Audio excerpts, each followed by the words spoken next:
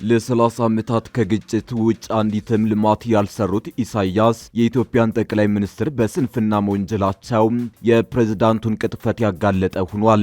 ቀውስ ከመፈብረክና ግጭት ከማቀጣጠል ያለፈ ተግባር ሳይከውኑ የእድሜያቸው ጅንበር ያዘቀዘቀችባቸው አቶ ኢሳያስ በትራምፕ ፊት ሞገስ እንዳጡ፣ ኢትዮጵያ በቅርቡ የታጠቀቻቸው መሳሪያዎች እንዳስፈሯቸው፣ የኢትዮጵያ የባህር በር ጥያቄ እውን መቅረቡን በይፋ ተናዘዋል። በስድብና ዘለፋ የታጨቀው የኢሳያስ አፈወርቂ ቃለ ምልልስ ተለቋል። የሻዕቢያው አለቃ ኢትዮጵያ እያስፈራራችን ነው ሲሉ ፍርሃታቸውን መደበቅ ተስኗቸው ታይተዋል። ከአሜሪካ ጋር ግንኙነቴን ማደስ ብፈልግም ትራምፕ ፊት ነሳኝ ሲሉ የተደመጡም ሲሆን እንደተለመደው ከሀገራቸው ይልቅ ስለ ኢትዮጵያ የውስጥ ጉዳይ ከባለቤቱ በላይ ሆነው ሲተነትኑ ታይተዋል። እናስደምጣቸዋለን። ከኤርትራ ወደ ትግራይ በርካታ ጭነት የጦር መሳሪያ ገባ። ጦር መሳሪያ የጫኑ ተሽከርካሪዎች ወደ ትግራይ ሲገቡ የሚያሳይ ምስል ወጥቷል። የህወሓት ከፍተኛ አመራር በበኩላቸው ለጦርነቱ ገንዘብ እየሰበሰብን ነው ብለዋል። እናስደምጣቸዋለን። የቴሌኮም ሰራተኞች በታጣቂዎች ታገቱ። ሰራተኞቹን ለማስለቀቅ በሚሊዮን ገንዘብ ተጠይቋል። ክስተቱን በተመለከተ ታማኙ የመረጃ ምንጭ ቢቢሲ አንድ አስደንጋጭ መረጃን ይፋ አድርጓል። እንመለስበታለን። ለጦርነት ዝግጁ ነኝ ኢራን። የአሜሪካና የኢራን ፍጥጫ እንደ አዲስ ተጀምሯል። ትራምፕ ወደ ጦርነቱ ለመግባት እያማተሩ ነው። ኢራንም ለሁሉም ነገር ዝግጁ ነኝ ስትል እቅጩን ወቁት ብላለች። ይህንን ተከትሎ ሀገራቱ ወደ ጦርነት እንዳይገቡ አስግቷል። በዝርዝር ይዘነዋል፣ ታደምጡታላችሁ። አክብሮታዊ ሰላምታችን በያላችሁበት የዓለም ዳርቻ የረሳችሁ የተወደዳችሁ የአንድ አፍታ ሚዲያ ቤተሰቦች ከአንድ አፍታ ላሁኑ መደመጥ አለባቸው ያልናቸውን ዜናዎች ወደ እናንተ የምናደርስበት ሰዓት ላይ ተገኝተናል። አብራችሁን ትቆዩ ዘንድ ግብዣችን ነው።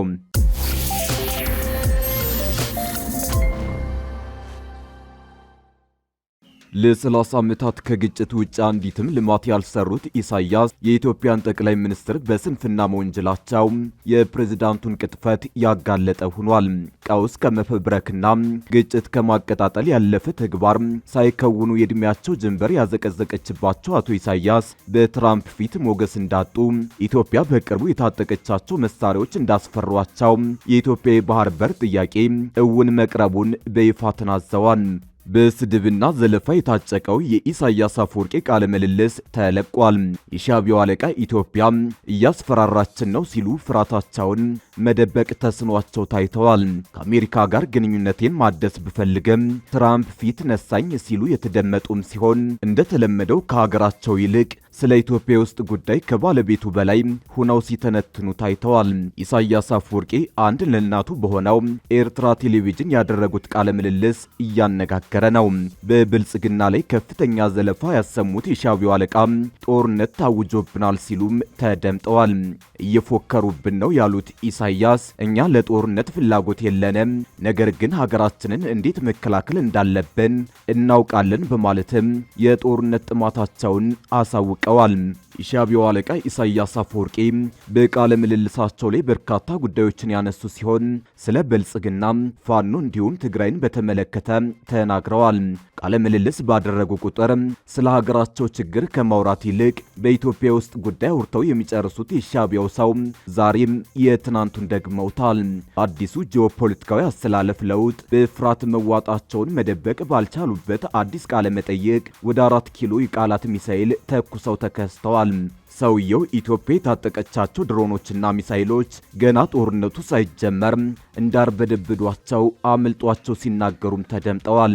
ኢሳያስ አንድ ለእናቱ በሆነው ኤርትራ ቴሌቪዥን ጣቢያ ቀርበው በሰጡት ማብራሪያ ጠቅላይ ሚኒስትር አብይ አህመድ የሚመሩትን ገዢውን ብልጽግና ፓርቲ ሰነፍ፣ ስግብግብ፣ ፈሪ፣ ከዳተኛ፣ የከሰረ፣ ቀላዋጭ፣ ለማኝ በማለት ተሳድበዋል።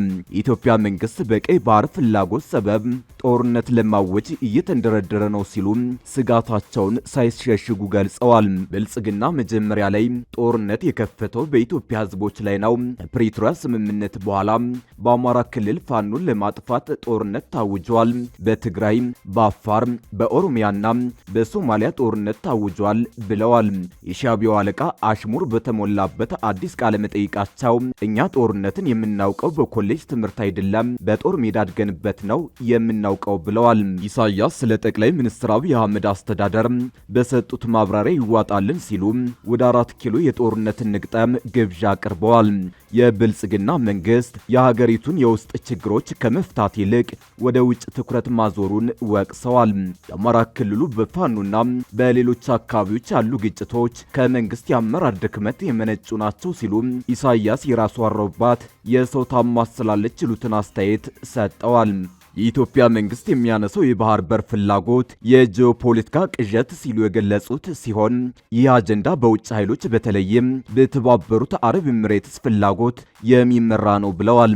ኢትዮጵያ እየገዛቻቸው ያሉ ድሮኖችና ሚሳይሎች የቀጠናው ስጋት መሆናቸውንና መንግስት የራሱን የውስጥ ውድቀት ለመሸፈን የጦርነት ነጋሪት እየጎሰመ ነው ሲሉም ከሰዋል። ኢሳያስ አክለውም የብልጽግና የቀይ ባህር ፍላጎት በኢትዮጵያ ሕዝብ ላይ የታወጀ ጦርነት ነው በማለት በአሰብ ላይ ይገባኛል ጥያቄ ማንሳት ጦርነት ወጃ መሆኑን ገልጸዋል። ኢትዮጵያ ቀይ ባህርን ለማግኘት የምታደርገው ዲፕሎማሲያዊ እንዲሁም የፕሮፓጋንዳ እንቅስቃሴ ለማዳመቅ የቀረበ ነው ሲሉም ከሰዋል። በኢትዮጵያና በኤርትራ መካከል ካለው ውጥረት ጋር በተያያዘ ለቀረበላቸው ጥያቄ የውሃ ጦርነት ብሎ ማወጅ ለማን ነው? ለኛ በቀጥታ የቀይ ባህር ጉዳይ አይደለም፣ የናይል ጦርነት ነው እየታወጀ ያለው። ጦርነቱ ማንን የሚመለከት ነው ሲሉም ይጠይቃሉ። ኢሳያስ ለጦርነት ዝግጅት ወደ ኢትዮጵያ ሰው አልባ አውሮፕላንና ሌሎችም የጦር መሳሪያዎች እየገቡ እንደሆነም ጠቅሰዋል። በጦር መሳሪያ አቅርቦቱ የውጭ ኃይሎች እጃቸው እንዳለበትም እንደከዚህ ቀደሙ አቡዳቢን ጠቅሰው ተናግረዋል። ቃለ ምልልሱን ላደረጉላቸው ጋዜጠኞችም ጊዜያችሁን አታባክኑ፣ እንዲህ ያለ ነገር በሚዲያችን መጠቀስም የለበትም ብለዋል። በኢትዮጵያና በኤርትራ መካከል ያለው ግንኙነት ከጊዜ ወደ ጊዜ እየሻከረ ከመምጣቱ ባሻገር የጦርነት ስጋት ሲስተጋባ ቆይቷል። ኢሳያስ ከጠቅላይ ሚኒስትር አብይ አህመድ ጋር ሆድና ጀርባ መሆናቸውን ተከትሎ በዋናነት ከግብፅና ከሳውዲ አረቢያ ጋር ያላቸውን ትስስር አጠናክረዋል። ከኤርትራ ወደ ትግራይ በርካታ ጭነት የጦር መሳሪያ ገባ። ጦር መሳሪያ የጫኑ ተሽከርካሪዎች ወደ ትግራይ ሲገቡ የሚያሳይ ምስል ወጥቷል። የህወሓት ከፍተኛ አመራር በበኩላቸው ለጦርነቱ ገንዘብ እየሰበሰብን ነው ብለዋል። ትናንትናው ዕለት ከኤርትራ ተነስቶ መዳረሻውን ትግራይ አዴት ወረዳ አደቀ በቅሊ ቀበሌ የደረሰ የህወሓት የጦር መሳሪያ መግባቱ ታውቋል። ህወሓት የክልሉን በጀትና ከህዝቡ የሚሰበስበውን ገንዘብ ለጦርነት ዝግጅት እያዋለ ነው።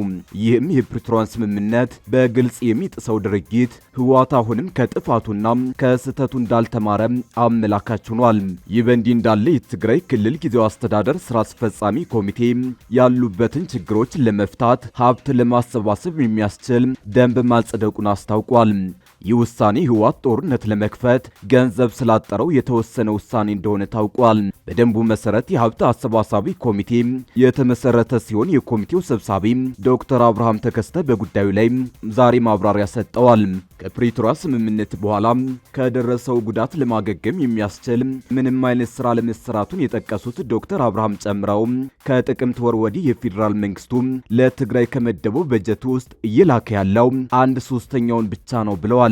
በዚህም የተነሳም ጊዜያዊ አስተዳደሩ የበጀት ጉድለት እያጋጠመው መሆኑን ጠቅሰው በጦርነት ጉዳት የደረሰባቸው ሰዎችና ተፈናቃዮች በችግር ላይ መሆናቸውን አስረድተዋል። በችግር ላይ ያሉትን ሰዎች እንዲጠብቁ ከመናገር ባለፈ ሀብት በማሰባሰብ ድጋፍ እንዲያገኙ ማድረግ ስለሚገባ ደንቡን ማጽደቁንም አስታውቀዋል። የኮሚቴው ምክትል ሰብሳቢ ዶክተር ምህረት በየነ እንደጠቀሱት ደግሞ የሀብት ማሰባሰብ ሂደቱ የሚከናወነው በተለያየ መንገድ ሲሆን የሚሰበሰቡ ገንዘብ በየጊዜው ለህዝቡ ይፋ ይሆናል። እስካሁን ድረስ ለዚህ ሲባል በ13 ባንኮች አካውንት መከፈቱንና 7 ያህል ንዑስ ኮሚቴዎች መዋቅራቸውን አስታውቀዋል። በሀብት ማሰባሰቡ የሚገኘው ገንዘብ ለመንግስት ሰራተኞች፣ ለፍትህ አካላት፣ ለደህንነት ኃይሎችና ፖሊስ እንዲሁም መንግስታዊ ላልሆኑ ድርጅቶች ደሞዝ እንደሚከፈል አስታውቋል። የቴሌኮም ሰራተኞች በታጣቂዎች ታገቱ። ሰራተኞቹን ለማስለቀቅም በሚሊዮን ገንዘብ ተጠይቋል። ክስተቱን በተመለከተ ታማኙ የመረጃ ምንጭ ቢቢሲ አንድ አስደንጋጭ መረጃን ይፋ አድርጓል። በምዕራብ ወለጋ 11 የቴሌኮም ሰራተኞች በታጣቂዎች ታግተው ከፍተኛ የማስለቀቂያ ገንዘብ እንደተጠየቀባቸው ተሰምቷል። በኦነግ ሸኔ ታጣቂዎች በኦሮሚያ ክልል ምዕራብ ወለጋ ዞን ውስጥ ስራ ላይ የነበሩ 11 የኢትዮ ቴሌኮም እና የዜድቲኢ ሰራተኞችን አግተው መውሰዳቸውን ቢቢሲ ዘግቧል። ባለፈው ሳምንት በተለያዩ ቀናት በታጣቂዎች የታገቱት ሰራተኞችን ለመልቀቅ በሚሊዮን የሚቆጠር ገንዘብ መጠየቁም ተገልጿል። ታጣቂዎቹ የመጀመሪያውን እገታ የፈጸሙት ባለፈው ሳምንት አርብ ጥር 1 ቀን 2018 ዓ.ም ቄልጡ ካራ በተባለ ወረዳ ውስጥ የሞባይል ኔትወርክ ማስፋፊያ ስራ እያከናወኑ በነበሩ የመንግስታዊው የቴሌኮም ተቋምና የቻይናው ኩባንያ ባልደረቦች ናቸው። በእገታው ከተያዙት ውስጥ 5ቱ የዜድቲኢ ባልደረቦች ሲሆኑ 2ቱ ደግሞ የኢትዮ ቴሌኮም ሰራተኞች መሆናቸው ታውቋል። 7ቱ ባለሙያዎች በአካባቢው በሚንቀሳቀሱ በኦነግ ሸኔ ታጣቂዎች ተይዘው መወሰዳቸውን ለደህንነታቸው ሲሉ ስማቸው እንዳይጠቀስ የጠየቁ አንድ የኢትዮ ቴሌኮም አመራር ለቢቢሲ አረጋግጠዋል። አርብ ረፋድ 4 ሰዓት ላይ በስራ ላይ ያሉ ነው የታገቱት ሰራተኞቹ ዕቃዎቻቸውንና መኪናዎቻቸውን ትተው ወስደዋቸዋል። የት እንደተወሰዱ ምንም መረጃ የለንም ሲሉ ምንጩ ተናግረዋል። ባለስልጣኑ ጨምረው በቀጣዩ ቀን ቅዳሜ ጥር 2 ቀን 2018 ዓ.ም ደግሞ ሌሎች 4 ሰራተኞች እዚያው ምዕራብ ወለጋ ቦጂ ዲርመጂ ወረዳ ውስጥ በታጣቂዎች መወሰዳቸውን ገልጸዋል። ታጣቂዎቹ እገታውን የፈጸሙት ኢትዮ ቴሌኮም በአካባቢው የፎርጂ ኢንተርኔት አገልግሎት ለማሳደግ እየሰራ ባለበት ሰዓት እንደሆነ ባለስልጣኑ ገልጸዋል። ኢትዮ ቴሌኮም ከቻይናው ኩባንያ ጋር በመሆን በአካባቢ ያለው የኔትወርክ ሽፋን ለማስፋት ከፍተኛ ገንዘብ መድቦ ባለፉት 2 ወራት ስራዎችን እያከናወነ ይገኛል።